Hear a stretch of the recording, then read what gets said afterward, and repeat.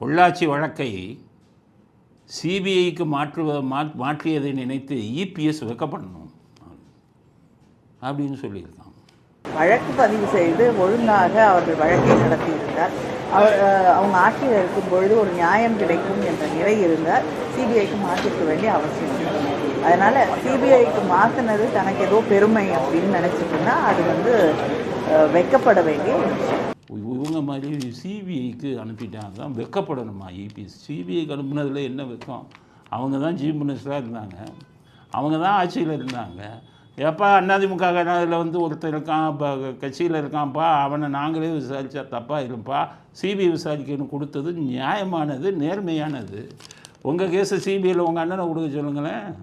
அண்ணா பல்கலைக்கழக கேசத்தை முதுகெலும்பு இருந்தால் தைரியம் இருந்தால் உங்கள் அண்ணனை கொடுக்க சொல்லுங்கள். அதை கொடுக்குறதுக்கு துப்பு இல்லை. சிபிஐக்கு தைரியமாக கொடுத்தவங்களை வெக்கப்படணுமா? நீங்கள் தான் வெக்கப்படணும். பெண்கள் இதை பற்றி நீங்கள் பேசலாமா? அதனால் கனிமொழி அவர்களே, உங்கள் கதை நிறையா இருக்குது. நிராராடியா கதையெல்லாம் எடுத்தேன்னா உங்களுக்கு அவ்வளோதான். காரி துப்பிடுவான் தமிழ்நாட்டில் இருக்கிற அத்தனை பேரும். அவ்வளவு கதைகள் இருக்கிறது. நாவடக்கத்தோடு பேசுங்கள் அப்படிங்கிறது சீனமங்கை கனிமொழிக்கு நாம் கொடுக்க விரும்பக்கூடிய பதில்.